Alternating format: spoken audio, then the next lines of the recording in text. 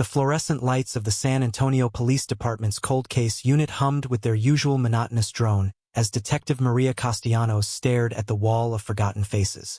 23 years on the force had taught her that some cases never close, that some families never get answers, and that some monsters walk free until they die of old age. But on this humid August morning in 2024, she refused to accept that truth. Her desk was an organized chaos of manila folders, crime scene photographs, and lukewarm coffee that had gone cold hours ago. The two files that commanded her attention were worn at the edges, handled so many times over the years that the paper had become soft as fabric. The labels read, Bishop, Jennifer, 2001, and Martinez, Carlos, 2007. Jennifer Bishop had been 19 years old when she disappeared from a gas station parking lot in Austin, Texas, on a sticky June night in 2001. Security footage showed her pumping gas into her beat-up Honda Civic at 11:47 p.m. By 11:52 p.m., both she and her car had vanished. 3 weeks later, hikers found her body in a ravine 30 miles outside the city. The autopsy revealed she had been strangled. Her car was never recovered. The investigation went cold within 6 months. Carlos Martinez was a different story entirely. The 42-year-old construction foreman from Tampa, Florida, had been reported missing by his wife in March 2007. Unlike Jennifer, whose disappearance sparked immediate concern, Carlos was initially dismissed as another man who walked away from his responsibilities. His wife, Patricia, had insisted something was wrong. Carlos never missed work. He called his mother every Sunday without fail. He coached his son's little league team and had a game scheduled the day after he vanished. 2 months after his disappearance, a fisherman discovered Carlos's decomposed body in the mangroves near Apollo Beach. He had been shot twice in the chest. His wallet was missing, leading investigators to theorize it was a robbery gone wrong. But nothing else made sense. His truck was found parked at a convenience store 20 miles from where his body was discovered. There were no witnesses, no leads, no answers. The case went cold within a year. Maria had inherited both files when she transferred to the cold case unit 5 years ago. Most detectives viewed cold cases as career graveyards, places where ambition went to die. But Maria saw them differently. Every file represented a person who deserved justice, a family still waiting for closure, a community that needed to heal. She had spent countless off-duty hours poring over the details, looking for connections that previous investigators might have missed. The cases seemed unrelated at first glance. Different states, different years, different victim profiles. Jennifer was a college student with her whole life ahead of her. Carlos was a family man with a solid career and deep community ties. But something nagged at Maria, a whisper in the back of her mind that refused to be silenced. 3 months ago, that whisper became a shout. The breakthrough came from an unexpected source. A genealogist named Dr. Rebecca Foster had been working with the department on unrelated cases, using familial DNA databases to identify suspects whose DNA had been collected at crime scenes but never matched to anyone in the criminal database. The technology had advanced significantly in recent years, allowing investigators to build family trees from DNA evidence and narrow down potential suspects. Maria had submitted DNA evidence from both cases to Dr. Foster on a hunch. The samples were degraded and partial, but forensic technology had improved dramatically since the early 2000s. Dr. Foster worked her magic, running the samples through multiple genealogical databases, building family trees branch by branch, eliminating possibilities one by one. When Dr. Foster called Maria into her cramped office that Monday morning in May, the genealogist's hands were shaking. The DNA from both crime scenes pointed to the same family tree. More specifically, it pointed to a man named Thomas Brennan, who had been living in San Antonio since 1998. He was 57 years old, married with 3 children, worked as a regional sales manager for a pharmaceutical company, coached youth soccer, and volunteered at his church. He had no criminal record, not even a parking ticket. He was, by all appearances, an upstanding member of the community. But the science didn't lie. The probability match was 99.7%. Thomas Brennan's DNA was at both crime scenes, separated by 6 years and over 1,000 miles. Maria's heart had raced as Dr. Foster walked her through the genealogical evidence. She explained how she had built the family tree, how she had eliminated cousins and distant relatives, how every pathway led back to Thomas Brennan. The science was sound. The evidence was solid. But Maria knew that scientific probability wasn't the same as legal certainty. She needed more. She spent the next 3 months of her life building an airtight case. She started by reconstructing Thomas Brennan's life. Employment records showed he had traveled extensively for work in 2001 and 2007. In June 2001, he had attended a pharmaceutical conference in Austin. His hotel was 3 miles from the gas station where Jennifer Bishop was last seen. In March 2007, he had been visiting client accounts in Tampa. His rental car records showed he had driven through Apollo Beach the same week Carlos Martinez disappeared. Maria interviewed his colleagues carefully, casually, asking questions that seemed routine. She learned that Thomas was charming, persuasive, liked by everyone. She also learned that he sometimes disappeared during business trips, claiming he was calling on additional clients or meeting with potential accounts. His expense reports were always immaculate, his sales numbers consistently strong. Nobody questioned his whereabouts too closely. She pulled traffic camera footage from 2001, grainy and nearly useless, but one image showed a silver sedan similar to Thomas's rental car near the Austin gas station around the time Jennifer disappeared. From 2007, she found parking lot surveillance from the convenience store where Carlos's truck was found. A figure matching Thomas's description appeared in the background, barely visible, walking toward the street. She obtained warrants for Thomas's financial records. In both 2001 and 2007, there were cash withdrawals of several $100s during his business trips, unusual for a man who typically charged everything to his corporate card. She found no clear evidence of what the cash was used for, but the pattern was suspicious. The breakthrough came when Maria discovered that Thomas had owned a storage unit in a facility near the San Antonio airport since 1999. The facility had changed ownership twice and the records were incomplete, but Maria obtained a warrant to search the unit.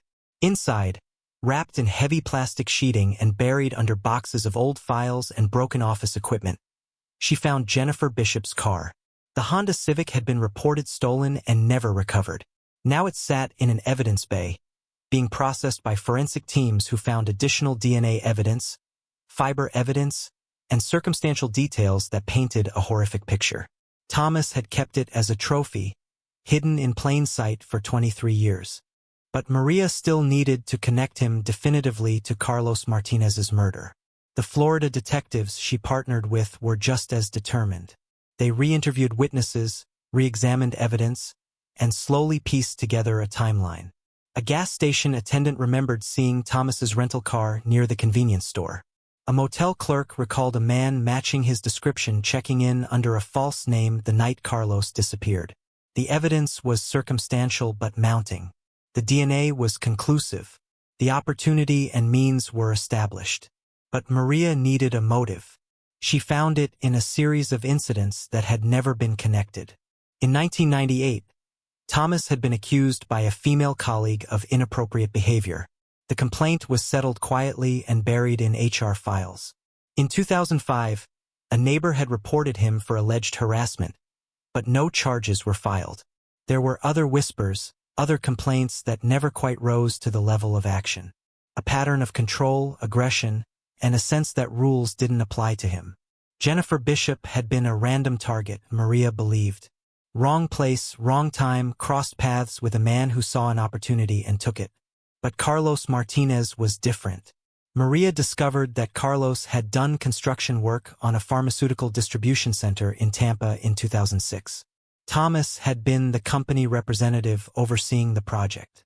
Interviews with other construction workers revealed that Carlos had reported safety violations and cost-cutting measures that violated regulations.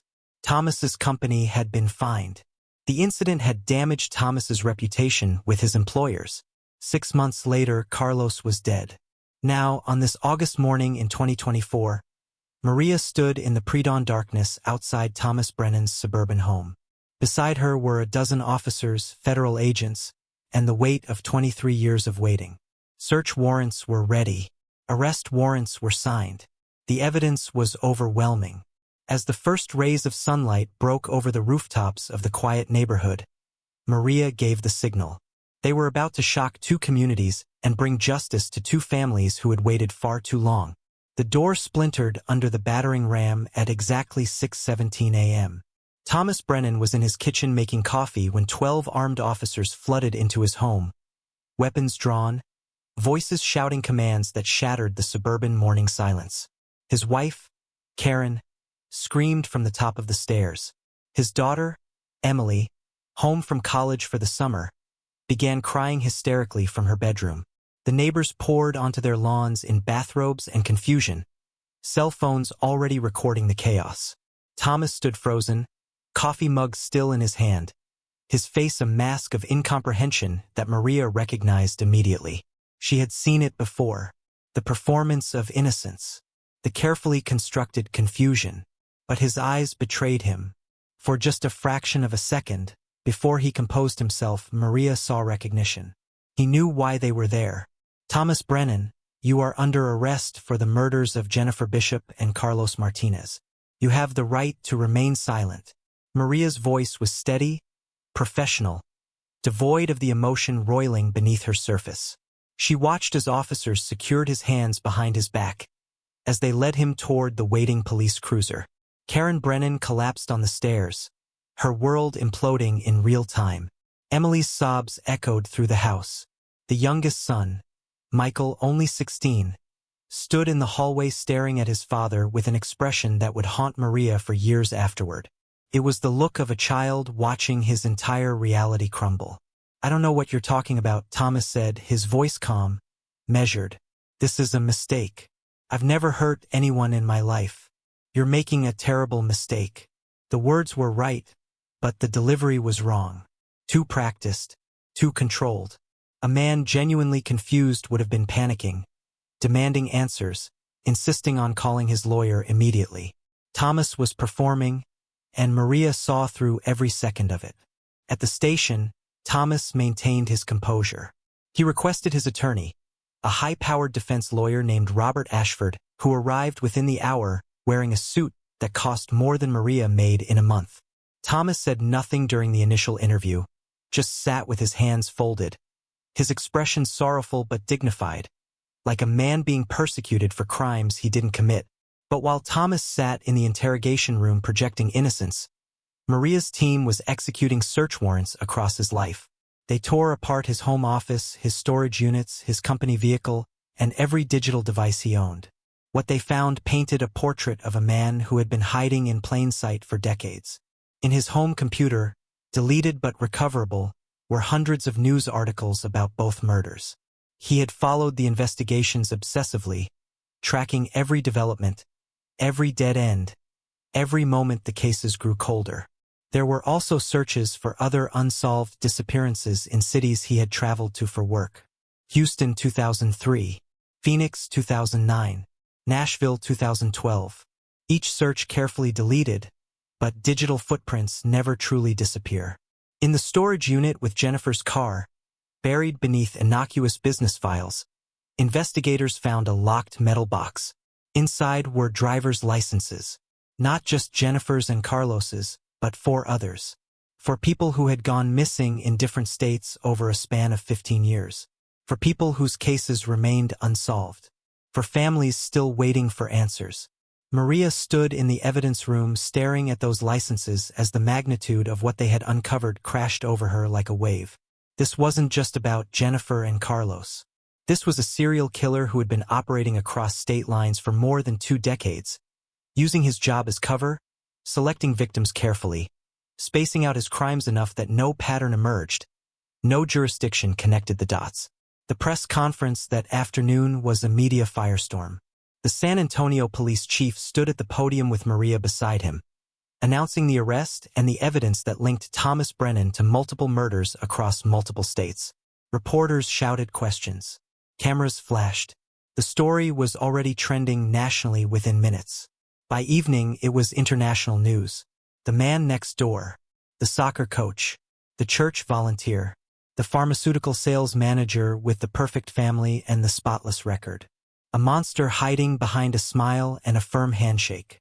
Karen Brennan's statement through her attorney was brief and devastating. She claimed she had no knowledge of her husband's crimes. She was cooperating fully with investigators. She and her children were victims too, their lives destroyed by a man they thought they knew. But the real gut punch came when Jennifer Bishop's mother, Margaret, appeared on the evening news. She was 71 now, her face carved with decades of grief. She had been waiting 23 years for this moment, and when the reporter asked how she felt about the arrest, she broke down completely. "I never stopped believing," Margaret whispered through tears. "Every birthday, every Christmas, every Mother's Day, I thought about my Jennifer. I thought about who she would have become. I thought about the grandchildren I would never meet. And I thought about the monster who took her from me. I knew he was out there somewhere, living his life while my daughter was in the ground. Now he has a name. Now he has a face. But it doesn't bring her back. Nothing will ever bring her back." The interview went viral. Margaret's pain was raw and universal. She became the face of every parent who had lost a child to violence. Every family still waiting for justice. The public response was overwhelming. Vigils were organized in Austin and Tampa. Support poured in from across the country. But beneath the solidarity was something darker. Rage. A community fury directed not just at Thomas Brennan, but at a system that had allowed him to operate undetected for so long. In Tampa, Carlos Martinez's family faced their own reckoning. Patricia Martinez, now remarried but still carrying the weight of her first husband's murder, gave a statement that cut to the bone. She spoke of the years she spent being told Carlos probably ran away, that he abandoned his family, that maybe he had gambling debts or a secret life. She spoke of the shame and suspicion she endured while raising their son alone. She spoke of the detective who implied she might have been involved in Carlos's disappearance. "They made me feel like I was crazy for insisting something was wrong," Patricia said, her voice shaking with anger. "They made me feel like Carlos was the problem, like he deserved suspicion instead of an investigation. And all that time, his killer was going to business meetings and soccer games and church picnics. All that time, he was free." The criticism of law enforcement was swift and brutal. How did this happen? How did a killer operate across state lines for decades without being caught? Why weren't the cases connected sooner? Why did it take until 2024 for genealogical DNA technology to crack cases that should have been solved years ago? Maria found herself defending decisions made by investigators who had retired or died years before she even joined the force. She understood the public anger. She shared it, but she also knew the reality. In 2001, DNA databases were limited. Forensic technology was primitive compared to today. Interstate communication between law enforcement agencies was inconsistent at best. And Thomas Brennan had been careful, methodical, patient. He had selected victims who wouldn't be immediately connected to him. He had left minimal evidence. He had hidden in plain sight behind a facade of normalcy that no one thought to question. But the most painful part was the families of the other 4 victims whose licenses were found in Thomas's storage unit. They had been living in limbo, not knowing if their loved ones were alive or dead, clinging to hope that was becoming increasingly unbearable. Now they faced a horrible truth. Their family members were likely dead, murdered by Thomas Brennan, and the cases would need to be investigated all over again. Maria spent 72 hours barely sleeping, coordinating with law enforcement agencies in 4 different states, building timelines, connecting evidence, preparing for the legal battle ahead. Thomas Brennan remained silent in his cell, his attorney filing motions and crafting a defense strategy built on reasonable doubt and procedural challenges. The soccer team Thomas had coached released a statement expressing shock and betrayal. The church where he volunteered scrubbed his name from all records and held a prayer service for his victims. His employer issued corporate statements about cooperation with authorities and enhanced background checks. Everyone who had known Thomas Brennan was now questioning every interaction, every conversation, every moment they had trusted a man who was capable of such evil. His own children were thrust into a nightmare not of their making. Emily Brennan withdrew from college and went into hiding. Michael stopped attending school. The youngest daughter, Sarah, only 14, was placed in counseling. Karen Brennan filed for divorce within a week, her attorney stating that she was as much a victim as anyone else. But the public wasn't always sympathetic. Online forums erupted with accusations. How could she not know? How could his children not see the signs? The family received death threats. Their address was posted online. They had to move to an undisclosed location under police protection. The media circus intensified when Robert Ashford, Thomas's attorney, gave an interview suggesting that the DNA evidence might be contaminated, that the genealogical methods might not be reliable, that his client was being railroaded by investigators desperate to close cold cases regardless of actual guilt. The interview sparked outrage, but it also highlighted the legal challenges ahead. Maria knew the trial would be brutal. Defense attorneys would attack every piece of evidence, every procedure, every decision made over 2 decades of investigation. They would paint Thomas as a victim of overzealous prosecution and scientific methods that weren't fully proven in court. They would exploit every tiny gap in the timeline, every unanswered question, every piece of circumstantial evidence. But Maria also knew they had him. The DNA was solid. The evidence was overwhelming. The pattern was undeniable. Thomas Brennan had been a predator for decades, and now his hunting days were over. As the second week of his incarceration began, Maria sat across from Margaret Bishop in a quiet coffee shop in Austin. The older woman's hands trembled as she held her cup. "Do you think he'll be convicted?" Margaret asked quietly. "Do you think Jennifer will finally get justice?" Maria looked into the eyes of a mother who had been broken by grief and slowly rebuilt herself piece by piece over 23 years. "Yes," Maria said firmly. "I promise you he will never walk free again." The turning point came on a cold November morning, 3 months after Thomas Brennan's arrest. Maria received a call from an unexpected source. A woman named Linda Hartwell, calling from Portland, Oregon, her voice barely above a whisper, asking if Detective Castellanos was the one handling the Brennan case. Maria confirmed she was, and what Linda said next changed everything. "I think he tried to kill me too." Linda Hartwell was 49 years old, a marketing executive who had crossed paths with Thomas Brennan at a pharmaceutical industry conference in Seattle in 2004. She had been 30 years old then, newly divorced, trying to rebuild her career and her confidence. Thomas had been charming, attentive, offering to show her around the city since he traveled there frequently for work. She had agreed to dinner. "He drugged my drink," Linda said, her voice steady now but carrying the weight of 20 years of buried trauma. "I don't remember much after the appetizers arrived. I woke up in my hotel room the next morning fully clothed but with bruises on my arms and neck. My memories of the night were fragmented, nightmarish. I reported it to hotel security, but I couldn't identify who had done it. I just knew something terrible had happened." Linda had spent 2 decades in therapy, trying to piece together that night, blaming herself for being careless, for trusting a stranger, for not being able to remember clearly enough to give police a useful statement. Then she saw Thomas Brennan's face on the news and everything came rushing back. The smile, the voice, the way he had touched her shoulder when ordering wine. The last clear memory she had before everything went dark. Maria drove to Portland the next day. She spent 8 hours interviewing Linda, going through every detail, every fragment of memory, every piece of documentation Linda had saved. Hotel receipts, the police report from 2004, medical records showing the bruises, a toxicology report that had detected Rohypnol in her system but had been dismissed as recreational use despite Linda's insistence she had been drugged against her will. "Why didn't you come forward sooner?" Maria asked gently, knowing the answer but needing to hear it. Linda's eyes filled with tears. "Because I thought no one would believe me. Because I blamed myself. Because I was terrified of what I couldn't remember. Because the detective who took my statement in 2004 implied I was probably just drunk and regretted a hookup. Because I spent 20 years trying to forget instead of trying to remember." Maria's heart broke for her, but she also felt a surge of determination. Linda was alive. She had survived.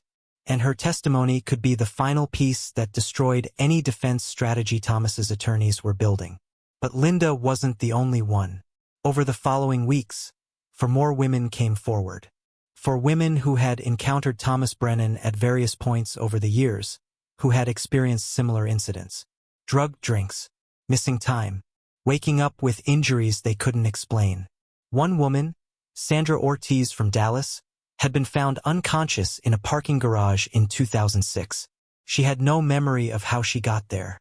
Another woman, Rachel Kim from Chicago, had reported a sexual assault in 2010, but the case went nowhere because she couldn't positively identify her attacker. Now they all could. Thomas Brennan's face was seared into their memories, and seeing it on the news had unlocked doors they had tried desperately to keep closed. The pattern was devastating and clear. Thomas didn't just kill. He assaulted. He drugged. He terrorized. And when his victims survived, they were dismissed, disbelieved, or blamed. The system had failed them repeatedly, allowing Thomas to continue hunting for years. Maria coordinated with law enforcement agencies across the country, building a comprehensive case that showed not just 2 murders, but a decades-long pattern of violence against women. The additional victims who had survived gave prosecutors leverage.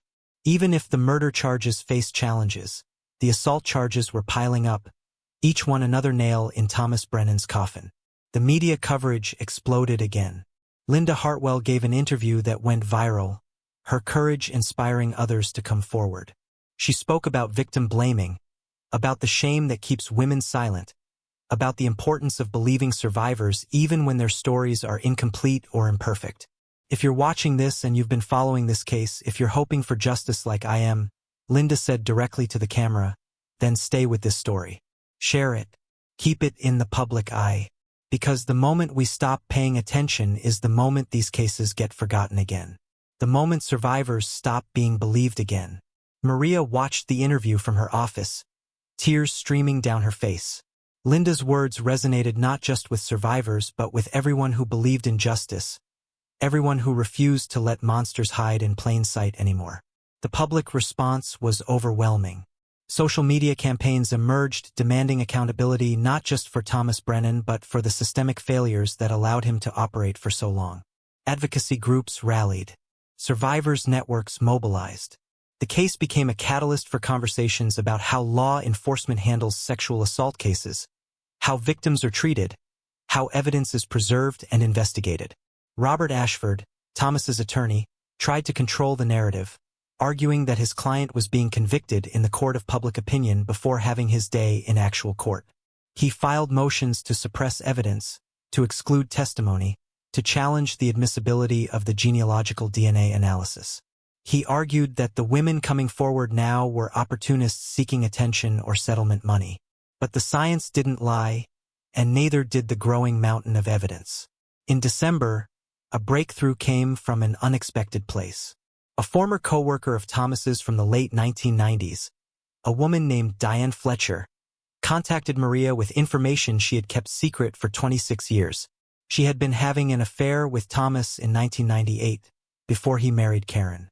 One night, after drinking heavily, Thomas had confessed something to her that she had dismissed at the time as drunken rambling.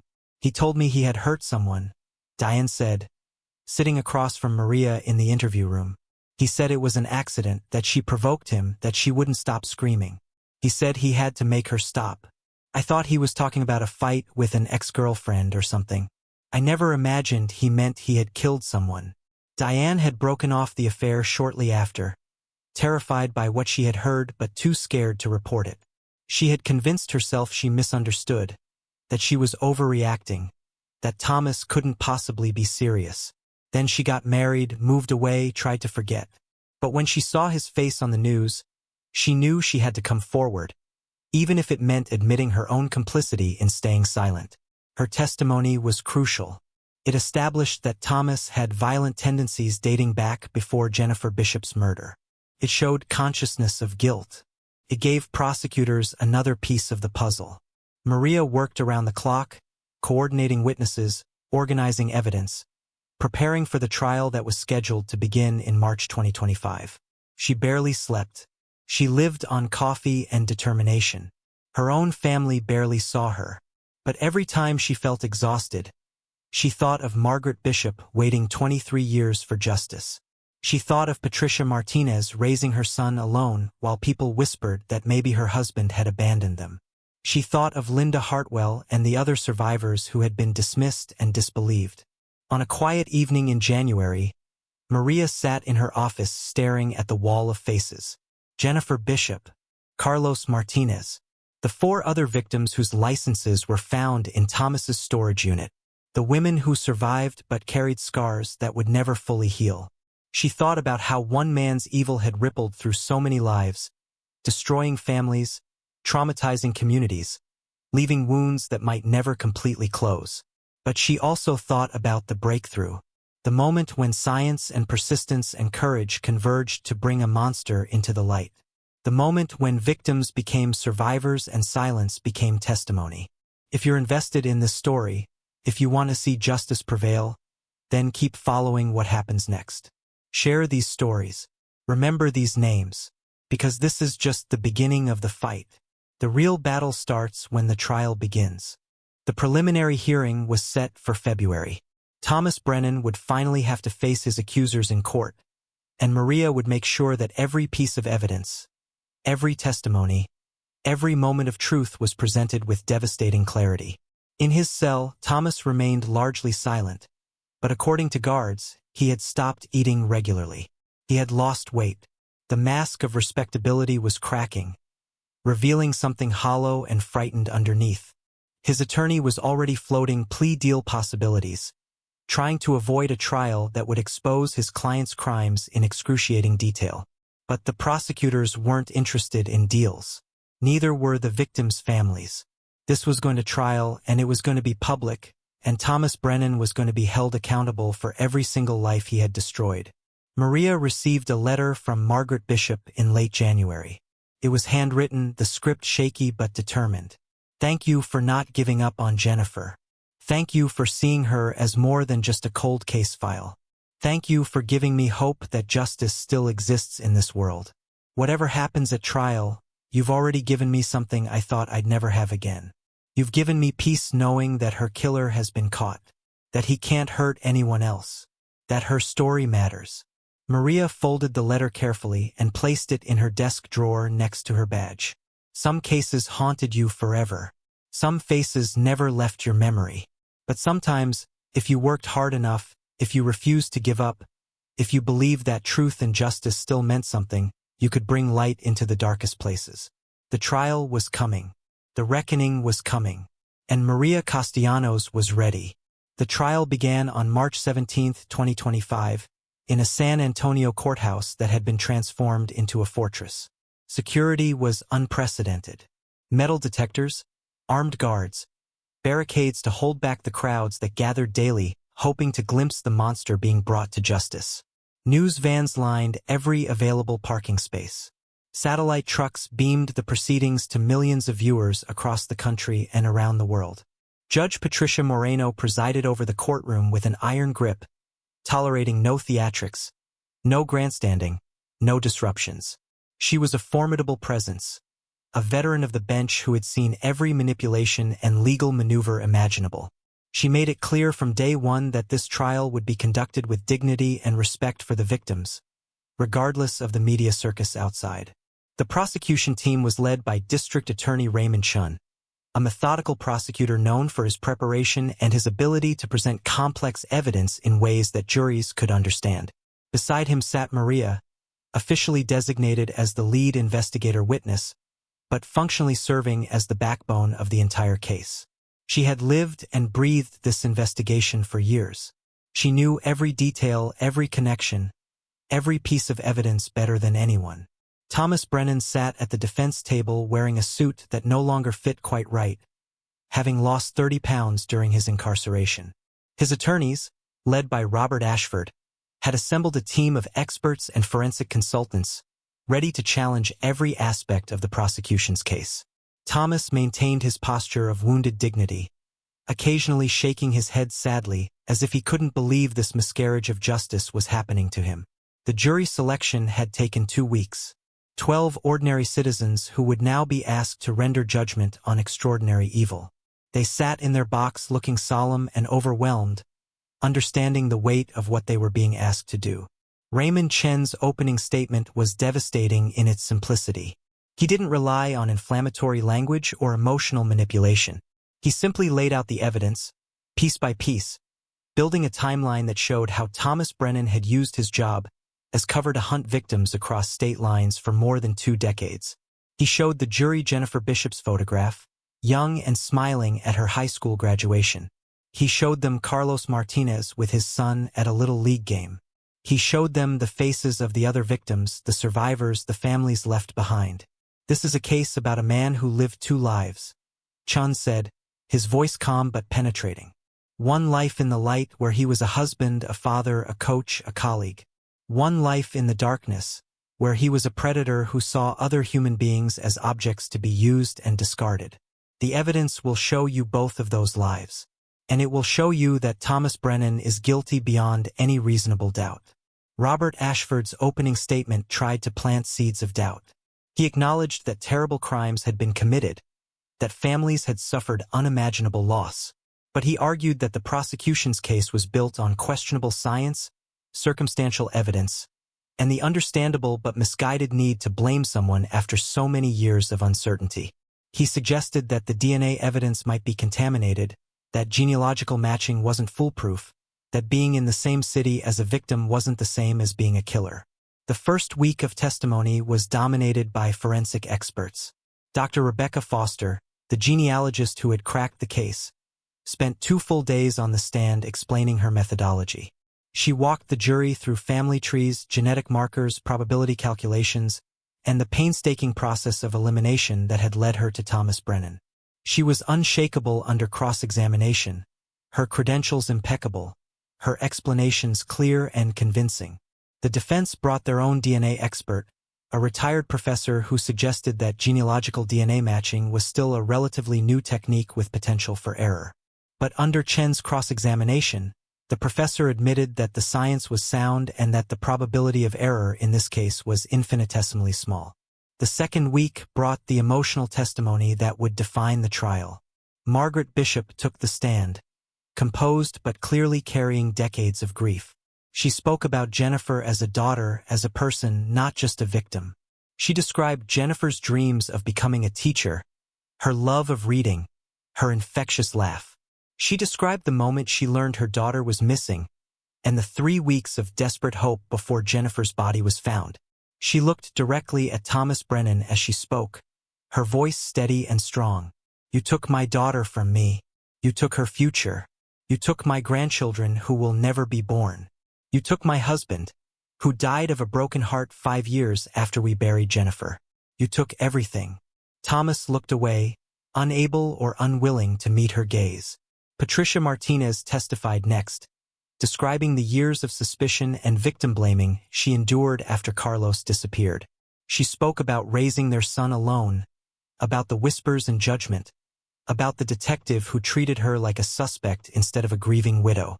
She spoke about the relief and rage she felt when Thomas was finally arrested, knowing that Carlos hadn't abandoned them, that her instincts had been right all along. But the most powerful testimony came from Linda Hartwell. She flew in from Portland, took the stand, and for the first time publicly detailed what Thomas had done to her in 2004. She described the dinner, the drugged drink, the fragmented memories of being unable to move or speak while Thomas assaulted her. She described waking up bruised and violated, reporting it to police who didn't believe her, spending 20 years blaming herself. "I thought I was crazy," Linda said, tears streaming down her face but her voice unwavering. "I thought maybe I had imagined it, or exaggerated it, or somehow brought it on myself. I let him steal 20 years of my life because I was too ashamed and too scared to trust my own memories. But I'm here now. I'm telling the truth. And I'm not ashamed anymore." The courtroom was silent except for quiet sobbing from the gallery. Even some of the jurors were wiping their eyes. Thomas stared at the table, his jaw clenched, his mask finally beginning to crack. Robert Ashford's cross-examination of Linda was brutal. He questioned her memories, suggesting that 20 years was too long to accurately recall details. He implied that seeing Thomas's face on the news might have created false memories. He suggested that her inability to report the assault immediately undermined her credibility. But Linda held firm. She answered every question calmly and directly. And when Ashford tried to suggest she might be seeking attention or money, Linda's response was devastating. "I'm a successful executive. I don't need money. I don't want attention. What I want is for the jury to know who Thomas Brennan really is. What I want is for other survivors to know they're not alone. What I want is justice. Not just for me, but for Jennifer and Carlos and everyone else he hurt." The courtroom erupted in applause before Judge Moreno could bang her gavel for silence. The third week brought Maria to the stand. She spent 3 days walking the jury through the investigation, explaining every piece of evidence, every connection, every conclusion. She described finding Jennifer's car in the storage unit, discovering the licenses of other victims, coordinating with agencies across multiple states. She showed the jury photographs, documents, timelines that painted an irrefutable picture of guilt. Under cross-examination, Ashford tried to suggest that Maria had been overzealous, that she had seen connections that weren't really there, that she had built a case around a predetermined conclusion rather than following the evidence objectively. But Maria was prepared for every attack. She calmly refuted each suggestion with facts, with documentation, with the testimony of other investigators who had reviewed her work and found it beyond reproach.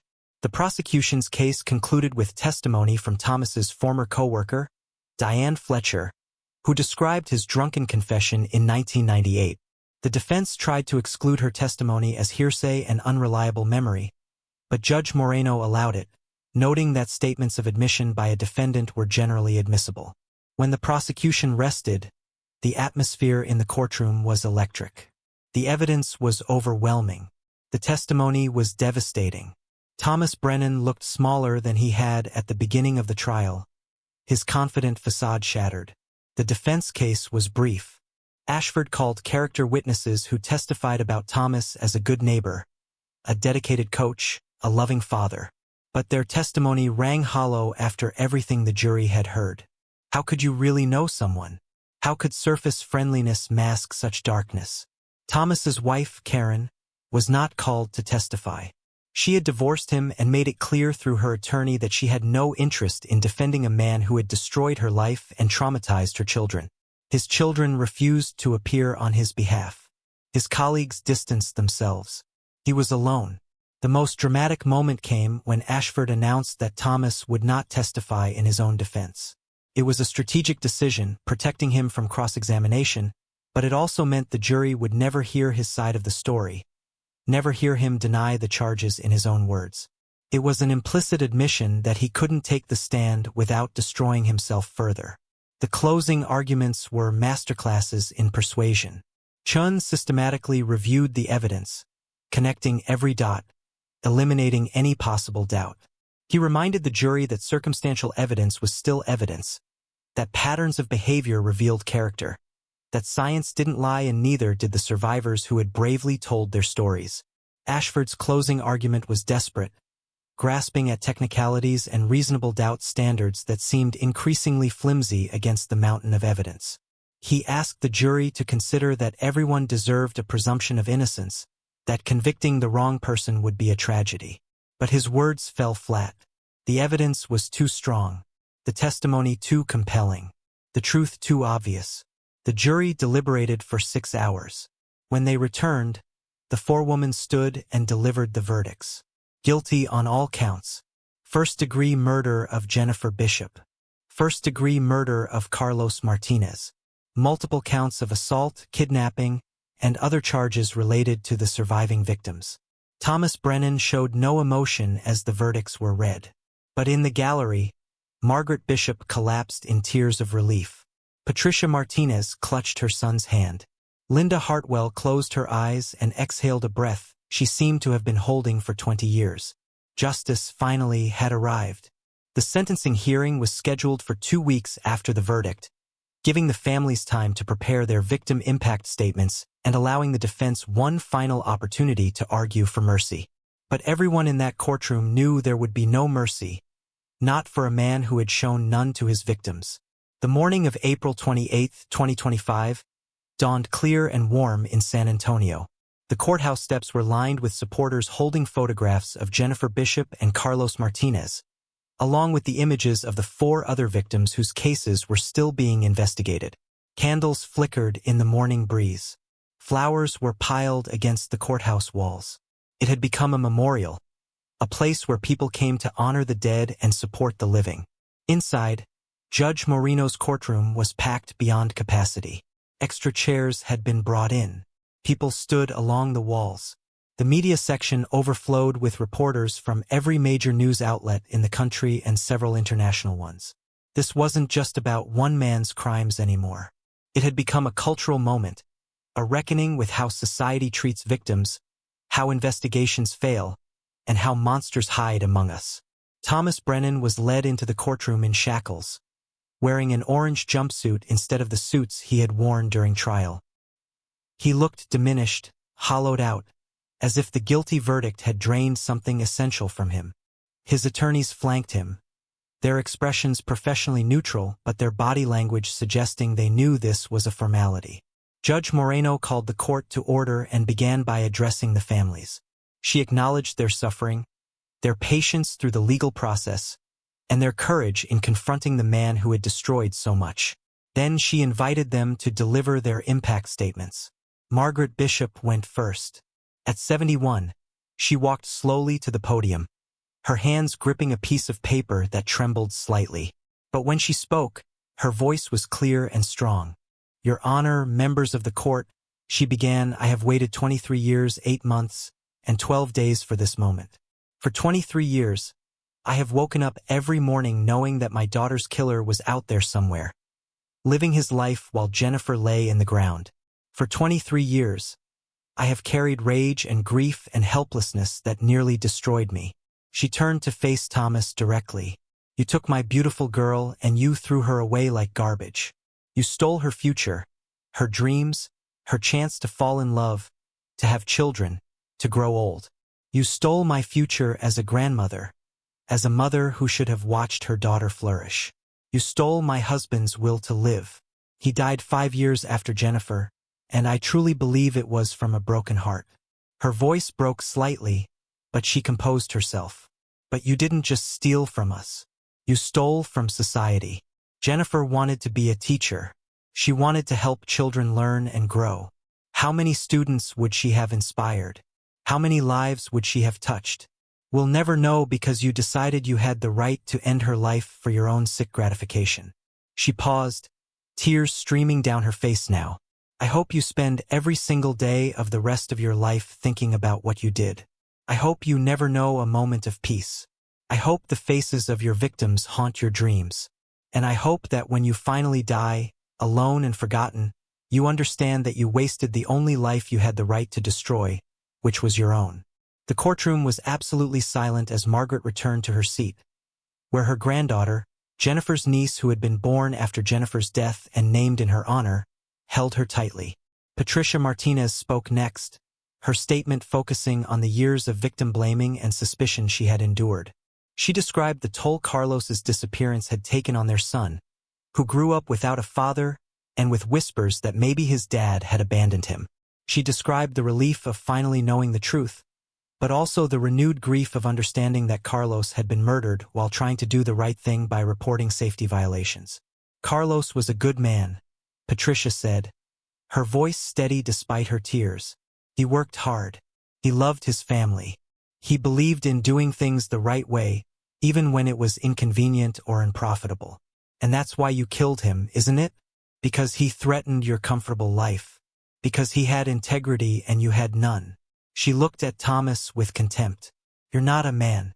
You're a coward who preyed on people you thought were vulnerable or disposable.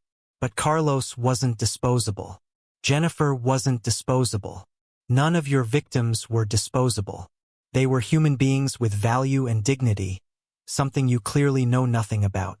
Linda Hartwell's statement was perhaps the most powerful because she was standing there alive, a survivor rather than a bereaved family member. She described the 20 years she spent doubting herself, blaming herself, trying to forget what happened. She described the therapy, the nightmares, the destroyed relationships, the inability to trust anyone fully. "You didn't kill me," she said, looking directly at Thomas, "but you tried to kill who I was. You tried to make me believe I was crazy, that I was lying, that I deserved what happened. And for a long time it worked. I lived in fear and shame for 2 decades because of what you did in one night." Her voice grew stronger. "But I'm here now and I'm whole. I survived you, and so did the other women you attacked. We're stronger than you ever imagined. We found our voices, we told our truth, and we helped put you away forever. So in the end, you didn't win. We did."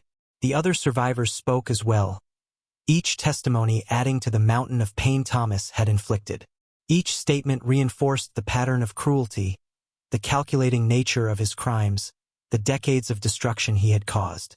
When the victims had finished, Robert Ashford stood to make a final plea for his client.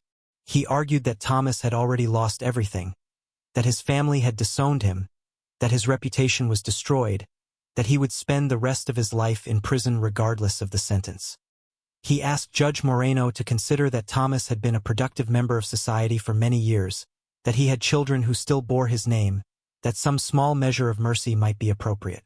But Judge Moreno's expression made clear what she thought of that argument. When it was time for sentencing, Judge Moreno addressed Thomas directly for the first time. "Mr. Brennan, you have been convicted by a jury of your peers of multiple counts of first-degree murder, along with numerous other serious felonies. The evidence presented at trial showed a pattern of predatory behavior spanning more than 2 decades. You used your position, your charm, and your apparent respectability to identify and attack vulnerable victims. You showed no mercy, no remorse, no humanity." She continued, her voice cold and judicial. "The law provides specific guidelines for sentencing in cases of this nature. However, I want to be absolutely clear about the reasoning behind the sentence I am about to impose. This is not merely punishment. This is a recognition that society has a fundamental right and obligation to protect itself from individuals who pose a clear and ongoing danger to others." Judge Moreno outlined the sentences. Life without possibility of parole for the murder of Jennifer Bishop. Life without possibility of parole for the murder of Carlos Martinez. Additional consecutive sentences for the assaults, kidnappings, and other crimes. The total sentence would ensure that Thomas Brennan would never again walk free. "You will die in prison, Mr. Brennan," Judge Moreno said flatly. And that is exactly what justice requires in this case. Thomas showed no visible reaction. He simply stood there, staring straight ahead, as if his mind had already left his body. After the formal sentencing, Judge Moreno did something unusual. She addressed the courtroom at large, speaking not just as a judge but as a member of the community that had been wounded by these crimes. "This case has revealed systemic failures in how we investigate crimes, particularly crimes against women. It has shown how victims are too often disbelieved, dismissed, or blamed. It has demonstrated the importance of preserving evidence, of maintaining communication between jurisdictions, and of never giving up on cold cases. I hope that law enforcement agencies, prosecutors, and the justice system as a whole will learn from this case and do better." She looked at Maria. "Detective Castellanos, your persistence and dedication are what brought this case to resolution. You refused to let these victims be forgotten. You believed when others didn't. On behalf of this court and this community, thank you." The courtroom erupted in applause, and Judge Moreno allowed it to continue for a moment before restoring order. As Thomas was led out of the courtroom for the final time, Margaret Bishop stood and simply said, loud enough for him to hear, "Goodbye, monster. I hope I never think of you again." Outside the courthouse, Maria stood with the families and survivors, facing a wall of cameras and reporters. Raymond Chin gave a brief statement thanking the jury, the investigators, and the victims for their courage. Then he stepped aside and let the families speak. "Your Honor, members of the court," she began, "I have waited 23 years, 8 months, and 12 days for this moment. For 23 years, I have woken up every morning knowing that my daughter's killer was out there somewhere, living his life while Jennifer lay in the ground. For 23 years, I have carried rage and grief and helplessness that nearly destroyed me. She turned to face Thomas directly. You took my beautiful girl and you threw her away like garbage. You stole her future, her dreams, her chance to fall in love, to have children, to grow old. You stole my future as a grandmother, as a mother who should have watched her daughter flourish. You stole my husband's will to live. He died 5 years after Jennifer, and I truly believe it was from a broken heart. Her voice broke slightly, but she composed herself. But you didn't just steal from us. You stole from society. Jennifer wanted to be a teacher. She wanted to help children learn and grow. How many students would she have inspired? How many lives would she have touched? We'll never know because you decided you had the right to end her life for your own sick gratification. She paused, tears streaming down her face now. I hope you spend every single day of the rest of your life thinking about what you did. I hope you never know a moment of peace. I hope the faces of your victims haunt your dreams. And I hope that when you finally die, alone and forgotten, you understand that you wasted the only life you had the right to destroy, which was your own. The courtroom was absolutely silent as Margaret returned to her seat, where her granddaughter, Jennifer's niece who had been born after Jennifer's death and named in her honor, held her tightly.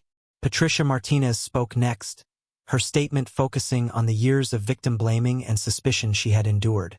She described the toll Carlos's disappearance had taken on their son, who grew up without a father and with whispers that maybe his dad had abandoned him. She described the relief of finally knowing the truth, but also the renewed grief of understanding that Carlos had been murdered while trying to do the right thing by reporting safety violations. Carlos was a good man, Patricia said, her voice steady despite her tears. He worked hard. He loved his family. He believed in doing things the right way, even when it was inconvenient or unprofitable. And that's why you killed him, isn't it? Because he threatened your comfortable life. Because he had integrity and you had none. She looked at Thomas with contempt. You're not a man. You're a coward who preyed on people you thought were vulnerable or disposable. But Carlos wasn't disposable. Jennifer wasn't disposable. None of your victims were disposable. They were human beings with value and dignity, something you clearly know nothing about. Linda Hartwell's statement was perhaps the most powerful because she was standing there alive, a survivor rather than a bereaved family member. She described the 20 years she spent doubting herself, blaming herself, trying to forget what happened. She described the therapy, the nightmares, the destroyed relationships, the inability to trust anyone fully. You didn't kill me, she said, looking directly at Thomas, but you tried to kill who I was. You tried to make me believe I was crazy, that I was lying, that I deserved what happened. And for a long time, it worked. I lived in fear and shame for 2 decades because of what you did in one night. Her voice grew stronger. But I'm here now and I'm whole. I survived you, and so did the other women you attacked. We're stronger than you ever imagined. We found our voices. We told our truth. And we helped put you away forever. So in the end, you didn't win. We did. The other survivors spoke as well, each testimony adding to the mountain of pain Thomas had inflicted. Each statement reinforced the pattern of cruelty, the calculating nature of his crimes, the decades of destruction he had caused. When the victims had finished, Robert Ashford stood to make a final plea for his client. He argued that Thomas had already lost everything, that his family had disowned him, that his reputation was destroyed, that he would spend the rest of his life in prison regardless of the sentence. He asked Judge Moreno to consider that Thomas had been a productive member of society for many years, that he had children who still bore his name, that some small measure of mercy might be appropriate. But Judge Moreno's expression made clear what she thought of that argument. When it was time for sentencing, Judge Moreno addressed Thomas directly for the first time. Mr. Brennan, you have been convicted by a jury of your peers of multiple counts of first-degree murder, along with numerous other serious felonies. The evidence presented at trial showed a pattern of predatory behavior spanning more than 2 decades. You used your position, your charm, and your apparent respectability to identify and attack vulnerable victims. You showed no mercy, no remorse, no humanity. She continued, her voice cold and judicial. The law provides specific guidelines for sentencing in cases of this nature. However, I want to be absolutely clear about the reasoning behind the sentence I am about to impose. This is not merely punishment. This is a recognition that society has a fundamental right and obligation to protect itself from individuals who pose a clear and ongoing danger to others. Judge Moreno outlined the sentences. Life without possibility of parole for the murder of Jennifer Bishop. Life without possibility of parole for the murder of Carlos Martinez. Additional consecutive sentences for the assaults, kidnappings, and other crimes. The total sentence would ensure that Thomas Brennan would never again walk free. You will die in prison, Mr. Brennan, Judge Moreno said flatly. And that is exactly what justice requires in this case. Thomas showed no visible reaction. He simply stood there, staring straight ahead, as if his mind had already left his body. After the formal sentencing, Judge Moreno did something unusual. She addressed the courtroom at large, speaking not just as a judge but as a member of the community that had been wounded by these crimes. This case has revealed systemic failures in how we investigate crimes, particularly crimes against women. It has shown how victims are too often disbelieved, dismissed, or blamed. It has demonstrated the importance of preserving evidence, of maintaining communication between jurisdictions, and of never giving up on cold cases. I hope that law enforcement agencies, prosecutors, and the justice system as a whole will learn from this case and do better. She looked at Maria. Detective Castellanos, your persistence and dedication are what brought this case to resolution. You refused to let these victims be forgotten. You believed when others didn't. On behalf of this court and this community, thank you. The courtroom erupted in applause, and Judge Moreno allowed it to continue for a moment before restoring order. As Thomas was led out of the courtroom for the final time, Margaret Bishop stood and simply said, loud enough for him to hear, "Goodbye, monster. I hope I never think of you again." Outside the courthouse, Maria stood with the families and survivors, facing a wall of cameras and reporters. Raymond Chin gave a brief statement thanking the jury, the investigators, and the victims for their courage. Then he stepped aside and let the families speak. The Brennan case had also led to the identification and arrest of 2 other serial offenders who had used similar patterns of behavior. The coordinated database systems and interstate communication protocols developed during the Brennan investigation had proven invaluable in tracking predators who operated across multiple jurisdictions. Maria walked through the Cold Case Justice Center, greeting her team of 12 investigators, 4 forensic specialists, 2 genealogists, and 3 victim advocates.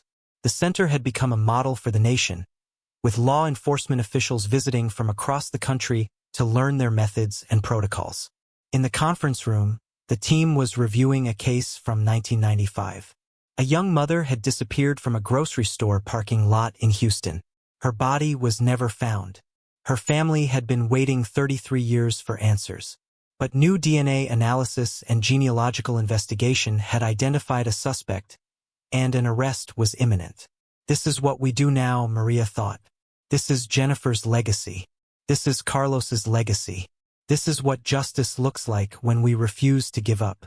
That evening, Maria visited Jennifer Bishop's grave in Austin. She did this every few months, bringing fresh flowers and spending a few quiet moments with the young woman whose murder had changed the trajectory of her career and her life. Margaret was already there, tending to the flowers she had planted around the headstone. She would have been 42 now, Margaret said quietly, probably married with children, maybe teaching high school English like she always wanted, maybe writing books. She had so many dreams. Maria placed her flowers beside Margaret's. She's not forgotten. The work we're doing, the lives we're saving, the families we're helping, that's all because of her. Because you refused to let her story end with her death. Margaret smiled through her tears. For so many years I was just angry, consumed by rage at what was taken from me. But now I feel something different. Purpose. Meaning. Jennifer's death was a tragedy, but her story became something that helped others. That has to count for something. They stood together in the fading light, 2 women who had been forever changed by violence but who had chosen to transform that violence into something redemptive. As Maria drove back to San Antonio that night, she thought about all the faces on her office wall, all the cases solved, all the families who finally had answers. all the survivors who found their voices. The work was far from finished. There were thousands of cold cases still waiting to be solved. Thousands of families still hoping for justice. Thousands of monsters still hiding in plain sight. But tonight, she allowed herself to feel hope. The systems were improving. The technology was advancing. The cultural attitudes were shifting. More survivors were coming forward. More cases were being solved. Justice was slow, but it was coming. She thought about Jennifer Bishop and Carlos Martinez, about Linda Hartwell and Patricia Martinez and Margaret Bishop and all the others whose courage and persistence had sparked a revolution in how society confronted violence and sought accountability. Their stories mattered. Their voices mattered. Their fight for justice mattered. And that fight continued every single day in courtrooms and police stations and victim advocacy centers across the country. It continued in the work of investigators who refused to let cases go cold. It continued in the bravery of survivors who spoke their truth despite the fear and shame society tried to impose on them. It continued in families who demanded answers and refused to accept that some questions would never be resolved. The Brennan case had been a turning point, but it was just one chapter in a much larger story. A story about justice delayed but not denied. About truth emerging from darkness. About ordinary people doing extraordinary things to make the world a little bit safer, a little bit more, just a little bit more humane. Maria pulled into her driveway and sat for a moment, looking up at the stars. Tomorrow there would be new cases, new challenges, new families desperate for answers. Tomorrow the work would continue. But tonight, she allowed herself to remember why she did this work. To honor the dead. To empower the living. To ensure that monsters like Thomas Brennan could no longer hide in plain sight. Jennifer Bishop and Carlos Martinez could finally rest in peace. Their killers had been brought to justice. Their stories had sparked change. Their legacies lived on in every cold case solved, every survivor believed, every family given closure. And that, Maria knew, was what justice truly looked like.